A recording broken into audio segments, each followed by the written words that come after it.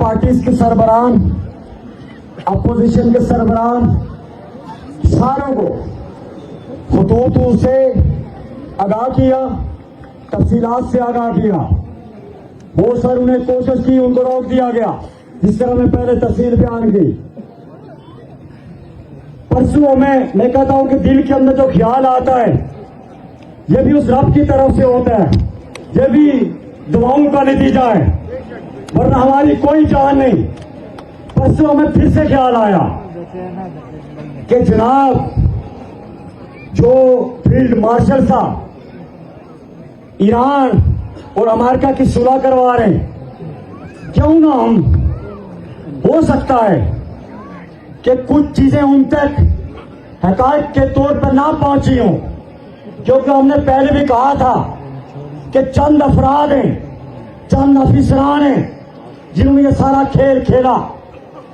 تو پرسوں ہم نے شام کے وقت ایک خط آفز منیر صاحب کے نام، آصم میر صاحب کے نام لکھا، اور اس میں تفصیل سے آگاہ کرتے ہوئے، اور آخر میں جو ہم نے ان سے اپیل کی، شاید بہت ساروں نے سوشل میڈیا پہ دیکھا ہوگا، اگر کہیں وہ اپروچ ہوئی ہوگی، سارا اپنا قضیہ بیان کر کے آخر میں جو جملے لکھے ہم نے کہ ہم یہ سمجھتے ہیں کہ آپ کے اندر یہ صلاحیت موجود ہے کہ اس وقت جموں کشمیر کے اندر جو صورتحال ہے اس پہ سنجیدگی کا مظاہرہ کریں.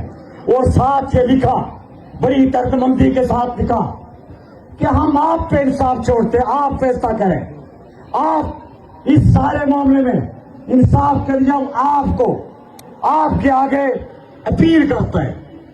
اس وقت جو کل عوامی طور پہ میں سمجھتا ہوں کہ عام حالات میں ایسا نہیں ہوتا کہ وہ پرسوں والا خط ہم نے کل پہنچایا، وہ ڈائریکٹلی انڈائریکٹ پہنچایا، اور ہمیں بھی یہ امید نہیں تھی کہ وہ خط ان تک پہنچے گا.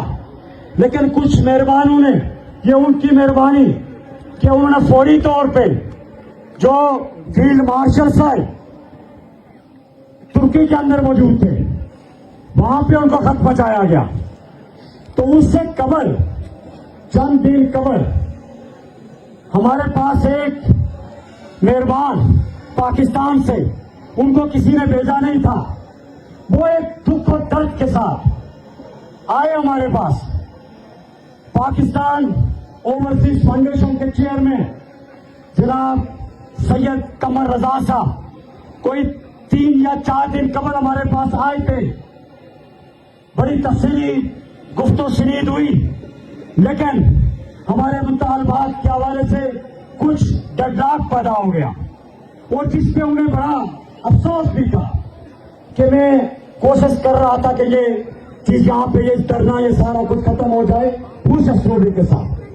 تو اتفاق سے آفز منیر صاحب نے آفیشلی طور پہ، انہی آصم منیر صاحب نے آفیشلی طور پہ کل لیٹر جاری کیا، اور سید قمر رضا صاحب کو جو اوورسیز پاکستان فاؤنڈیشن کے چیئرمین ہیں ان کو اسپیشلی جو کشمیر کے موجودہ حالات پہ مینڈیٹ دیتے ہوئے انہیں کہا کہ آپ چاہے ان سے صاحب بات چیت کریں، میں آپ کو مینڈیٹ دیتا ہوں. ہم اس موقع پہ نتیجہ کیا نکلتا ہے؟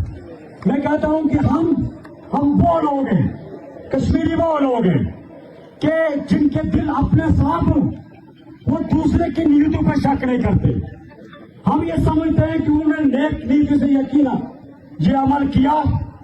اور کل رات 11 بجے سے لے کے فجر تک پہلے ہماری آن لائن کانفرنس کال کے ذریعے ان احباب کے ساتھ آن لائن میٹنگ ہوئی جو فجر کے تھوڑے دیر قبل ختم ہوئی.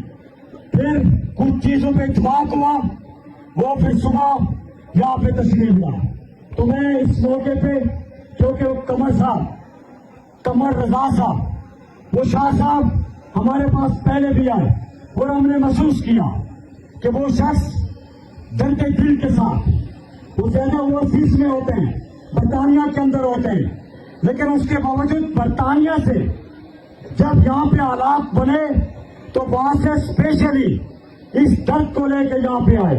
ایک بار آئے ڈگلاگ ہو گیا، لیکن پھر دوبارہ یہ ان کے نام گیا اور پھر وہ یہاں پہ آئے. آج جو ہم لیٹ ہوئے تو میں جو کہنا چاہتا ہوں آپ سے کہ الحمدللہ ابھی کچھ چیزیں طے کرنی باقی ہیں. اس کے لیے ٹائم درکار تھا، ٹائم درکار ہے. میں کیونکہ اس کا اظہار یہاں پہ نہیں کر سکتا. اگر اظہار کروں گا تو رکاوٹ پیدا ہوگی، اس لیے پوائنٹ ٹو پوائنٹ اظہار نہیں کر سکتا.